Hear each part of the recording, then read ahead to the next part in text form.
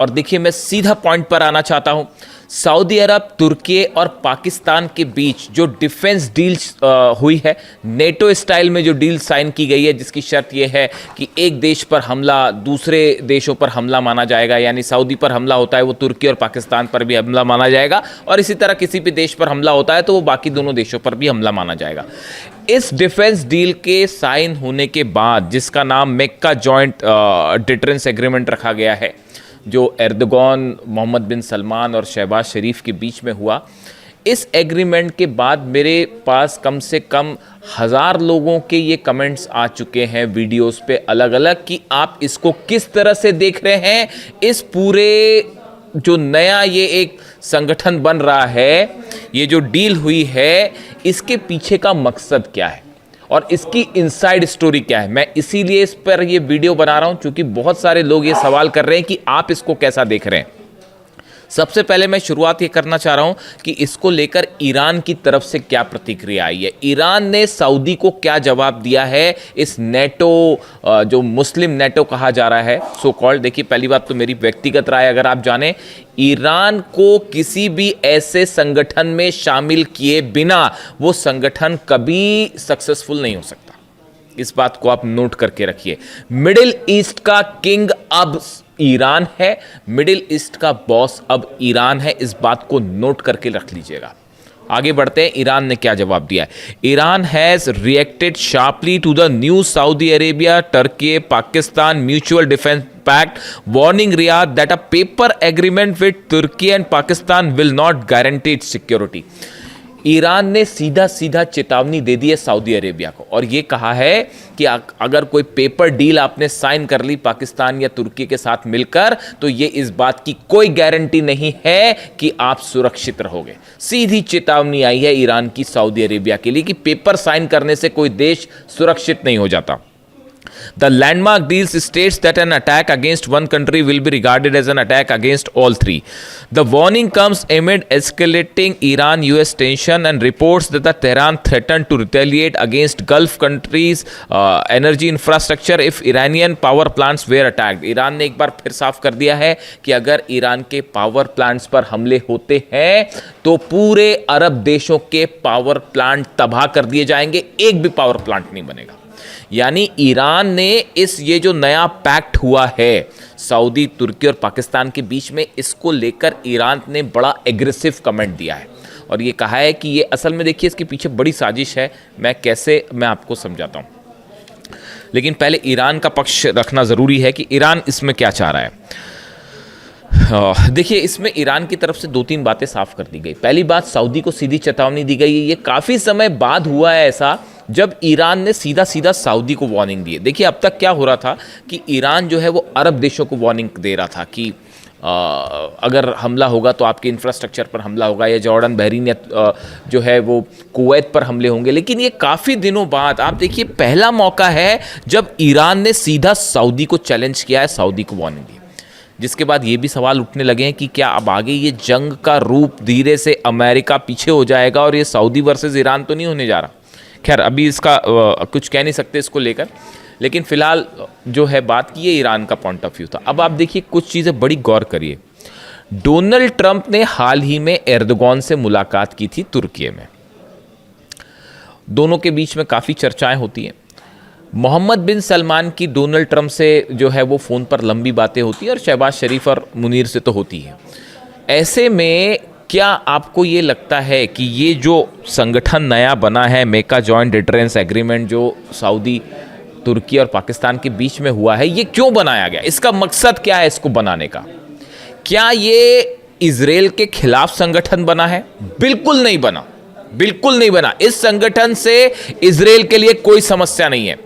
जब तक अमेरिका बैठा है, ये कोई जो संगठन बना है इजराइल के खिलाफ नहीं बना है। देखिए इसका ईरान को लेकर क्या रुख होगा और इसका अमेरिका को लेकर क्या रुख होगा, ये जो चीज़ें हैं, ये 2 सवाल ऐसे हैं जो बेहद अहम हैं। अगर आप मुझसे व्यक्तिगत राय पूछें तो ये संगठन जो आनन फानन में तेजी से बनाया गया और इन हालात में बनाया गया जब हूती जो है वो नजरान में हमले कर रहे हैं। हूती जो है वो ये दावा कर रहे हैं कि हमने सऊदी के अलाइंड फोर्सेस के 100 लोगों को मार दिया है। हूती ये दावा कर रहे हैं कि हमने 12 टैंकर सऊदी के जला दिए हैं, सारे पोर्ट सऊदी के बंद कर दिए गए हैं और सऊदी का एक बूंद तेल बाहर नहीं निकल पा रहा। सऊदी अपनी रक्षा करने की हालत में है नहीं। ये तो तब है जब हूती हमला कर रहा है। ईरान ने तो हमला किया ही नहीं। ईरान की मिसाइल्स जब सऊदी में गिर रही हैं तो इंटरसेप्टर्स खत्म हो चुके हैं। लगभग जो है बताया जा रहा है 70% इंटरसेप्टर्स जो है सऊदी के खत्म हो गए, अमेरिका वाली जो पेट्रियट मिसाइल्स थी। तो ऐसे में देखिए, पहली बात तो ये कि सऊदी को अपनी चिंता सता रही है। सऊदी ये बात समझ चुका है कि अमेरिका जो है वो रक्षा नहीं कर सकता। डोनाल्ड ट्रंप किसी भी अरब देश की रक्षा नहीं कर सकते। अब ये फैक्ट है, ये ट्रुथ है। अब इसको लेकर कोई कंफ्यूजन किसी को नहीं होना चाहिए। ये बात हम शुरू से कह रहे थे। ये बात 2 साल से मैं आपको बता रहा था कि अगर आप हमले करोगे ईरान के ऊपर तो अरब पर ऐसा हमला होगा और अमेरिका बचा नहीं पाएगा। 2 साल से हम आपको ये बात समझा रहे थे, लेकिन अल्टीमेटली देखिए वो बात सच साबित हुई ना। तो अब ये पूरा अरब देश समझ चुके हैं। जॉर्डन समझ गया, बहरीन समझ गया, कुवैत, और किसी को शक है तो देख लीजिए जाके इन देशों में बेसिस का क्या हाल है। जहां मर्जी होगी ईरान वहां मिसाइल मारेगा और आप नहीं रोक पाओगे। बात नंबर 1। तो सऊदी को अपनी सिक्योरिटी की चिंता है कि भाई अमेरिका तो कर नहीं सकता तो कोई दूसरी चीज़ से सिक्योरिटी की जाए। तो इसलिए ये एक पैक्ट साइन किया गया है कि किसी तरह से जो है दूसरे देशों से जो है मदद मिलेगी, हथियारों की मदद मिलेगी, संभवतः ऐसा सोचता होगा सऊदी। दूसरी, जब अमेरिका के पास ये हथियार कम पड़ रहे हैं, देख ही रही है आप, खबर देख ही रहे हैं, डोनाल्ड ट्रंप फंस गए और कितना हैसगत से उनकी लड़ाई हो गई, अपने रक्षा मंत्री से ही सब कुछ चल गया वो। तो जब उसके पास हथियार नहीं बचे तो इनको क्या हथियार देंगे वो समझिए बात। तो सऊदी को पहले अपनी सुरक्षा की चिंता, बात नंबर 1। बात नंबर 2, सऊदी को ये भी लगता है कि ऐसा पैक्ट हो जाएगा तो कल को ईरान के ऊपर दबाव बनाना है या हूती पर दबाव बनाना है या कोई ऐसी सिचुएशन खड़ी हो जाए जिसमें वॉर हो जाए मिडिल ईस्ट में बड़ा, तो उस समय तुर्की और पाकिस्तान और दूसरे देश जो इसमें शामिल हो जाएं, और भी शामिल हो जाएंगे शायद, वो दबाव बनाने के काम आएंगे। कम से कम एक सपोर्ट तो देंगे, सऊदी को बचाने की कोशिश तो करेंगे, बायलैटरल टॉक करके और किसी तरह से बातचीत, हस्तक्षेप करके ईरान को रोकेंगे तो कल को ईरान ने हमला कर दिया तो। ये बात नंबर 2। लेकिन जो तीसरा पॉइंट है ये बेहद अहम है, इसको ध्यान से समझिए। तुर्की जो है वो नेटो का सदस्य है, सऊदी नहीं है, पाकिस्तान नहीं है। सऊदी जो है वो नेटो का सदस्य नहीं है, लेकिन तुर्की जो है वो नेटो का सदस्य है। और नेटो क्या कहता है? नेटो का नियम ये कहता है कि एक देश पर अगर हमला होता है तो वो सब पर हमला माना जाएगा। अगर कोई देश जंग में कूदता है और उस पर स्ट्राइक हो रहे हैं तो वो सबके खिलाफ जंग मानी जाएगी। इसी वजह से आप देखिए यूक्रेन जो अब तक सामना कर पा रहा है रूस का, ये क्या यूक्रेन वर्सेस पुतिन जंग हो रही है? ये रूस वर्सेस नेटो की जंग है। अमेरिका हथियार दे रहा है, नेटो के जितने देश हैं, जर्मनी, इटली, ये सब के सब हथियार दे रहे हैं साहब। इसीलिए जेलेंस्की अब तक जंग कर पा रहे हैं, वरना यूक्रेन तो कब का ये जंग हार चुका था। तो ये नेटो वर्सेस रूस की जंग है। तो आपने क्या किया कि तुर्की नेटो का सदस्य है, तुर्की के खिलाफ जंग मतलब नेटो के खिलाफ जंग मानी जाएगी। अब तुर्की का पैक्ट हो जाता है, सऊदी से करवा दिया जाता है, यानी सऊदी पर हमला माना जाएगा तुर्की पर हमला, और तुर्की पर हमला माना जाएगा नेटो पर हमला। यानी ये एक रास्ता बनाया गया है कि कल को सऊदी को बचाने के लिए नेटो आए तो वो अपनी फोर्सेस भेज सके, अपने एयरप्लेन भेज सके, अपने डिफेंस सिस्टम भेज सके, अपनी मिसाइलें भेज सके। समझ रहे हैं आप इस बात को? क्लियर है या कंफ्यूजन है कोई? देखिए, तुर्की पर हमला यानी नेटो पर हमला माना जाएगा, ठीक है। ये जो नेटो का नियम है खुद ये कह रहा है कि तुर्की किसी भी सदस्य पर हमला तो तुर्की पर हमला यानी नेटो पर हमला। और अब ये डील होने के बाद, ये मेका जॉन डिटरेंस एग्रीमेंट के बाद, सऊदी पर हमला यानी तुर्की पर हमला माना जाएगा, और तुर्की पर हमला यानी नेटो पर हमला, तो फिर नेटो भी सऊदी की मदद कर सकता है तुर्की के जरिए खास तौर पर। यानी एक देखिए, मिडिल ईस्ट में हकीकत क्या है? हकीकत ये है कि अमेरिका और इजराइल का तो खैर ईरान से अब कोई मुकाबला ही नहीं है। ईरान जब चाहे वो इजराइल को घुटनों पे ला देगा, जब चाहे तब। अकेले जंग करने की हिम्मत ही नहीं। आप दुनिया के किसी डिफेंस एक्सपर्ट से जाके पूछ लो, क्या इजराइल ईरान के साथ अकेले जंग कर सकता है? बिल्कुल नहीं कर सकता। नेतन्याहू, इजराइल, मोसाद, सब ये जंग हार चुके हैं। ये मैं डंक की चोट पे कहने को तैयार हूं और मुझे किसी ये कहने में कोई हर्ज नहीं है। कौन सा डिफेंस एक्सपर्ट आप ले आए, क्या कर पाए इजराइल के जेट्स, बताइए। और अगर अकेले लड़ ले तो उसके बाद तो वो हाल होगा जो जॉर्डन, कुवैत और बहरीन का हुआ। इतना ठोकेगा ईरान। और अभी तो वो सब हथियारों का जिक्र ही नहीं हो रहा है जो चाइना, रशिया ने भेजे, और उनकी जो नई टेक्नोलॉजीज है उसके बारे में तो अभी बात ही नहीं है। बड़े सारे हथियार तो अभी यूज भी नहीं किए गए। खैर, तो अब जो है अमेरिका अकेले मुकाबला नहीं कर सकता ईरान का, ये बात साबित हो चुकी। शुरू में ये सोच के चल रहे थे कि बस 48 घंटे में निपटा देंगे हम ईरान को, आज 5 महीना हो गया, खत्म हो गया। आगे देखिए कैसी हार्मूज में कैसी हालात है, गिड़गिड़ा रहे हैं डील के लिए। लिटरली गिड़गिड़ाना शब्द होता है ना, देखिए मैं ज़्यादा चीखना चिल्लाना करता नहीं, तो मैं प्रेम से ही बात करता हूँ। तो ऐसा है कि वो जो गिड़गिड़ाना शब्द होता है ना, जो गिड़गिड़ाना, वो वाली हालत है अमेरिका की हॉर्मूज में। और ईरान ने कह दिया साहब देखो आपसे तो हम कोई बात ही नहीं कर रहे, हमको खोलना होगा हॉर्मूज तो खोलेंगे, नहीं खोलना होगा तो नहीं खोलेंगे। और पहली वाली सिचुएशन तो आप एक्सपेक्ट मत करो कि पहली वाली सिचुएशन में हॉर्मूज चला जाएगा, है ना। तो अब ये दुनिया, ये मिडिल ईस्ट की एक डेट थी 28 फरवरी, जिस दिन आपने अली खामेनी साहब को शहीद किया था, उसके बाद से अब मिडिल ईस्ट का इतिहास बदल गया and Iran is the boss. इस बात को गांठ बांध लीजिए आप। मिडिल ईस्ट में कोई भी मुस्लिम नेटो शब्द का इस्तेमाल हो रहा है इस शब्द के लिए, इस ऑर्गेनाइजेशन के लिए। मुस्लिम नेटो शब्द में, इस शब्द में ये शब्द तब सार्थक हो पाएगा जब ईरान की सेना इसमें शामिल होगी। मिडिल ईस्ट का कौन सा देश ईरान का मुकाबला कर सकता है, आप मेरे को बताओ।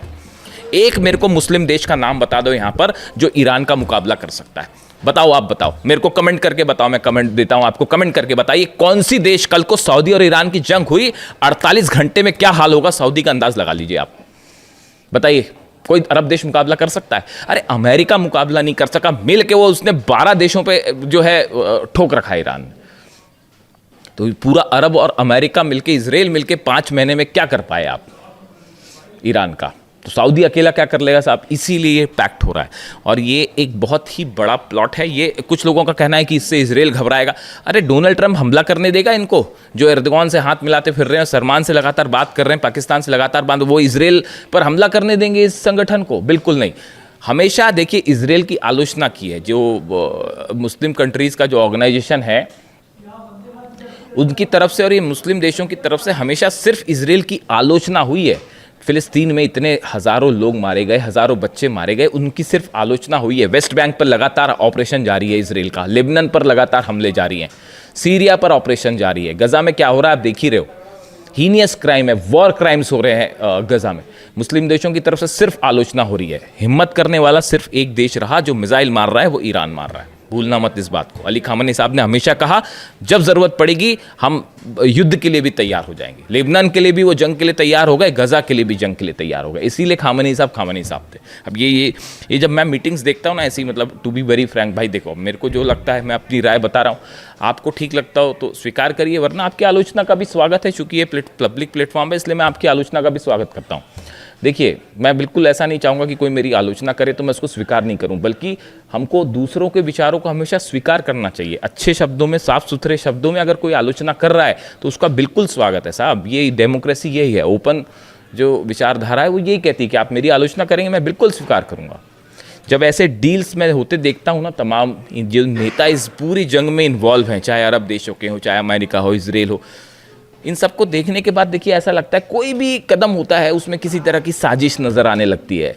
सामने कुछ और हो रहा है, पर्दे के पीछे कुछ और हो रहा है, डिफेंस डील हो रही है तो किसके मन में क्या प्लान है, ट्रम्प की क्या साजिश है, इजराइल की क्या साजिश है। आप देखिए एक शख्स थे सिर्फ अली खामेनी साहब, जिनकी मंशा पर कभी कोई शक नहीं करता था, दुश्मनों को भी शक नहीं था। उन्होंने कह दिया कि साहब मैं जो सामने वो पीछे मैं बात नहीं करूंगा मतलब नहीं करूंगा, मैं डील नहीं करूंगा मतलब नहीं करूंगा। उन्होंने कहा था अमेरिका से बात करने का कोई मतलब नहीं है। आज देखो आज क्या हालात है, इतनी जंग हो चुकी, इतनी जंग हो गई इतने दिनों बाद, 5 महीने की जंग देखिए।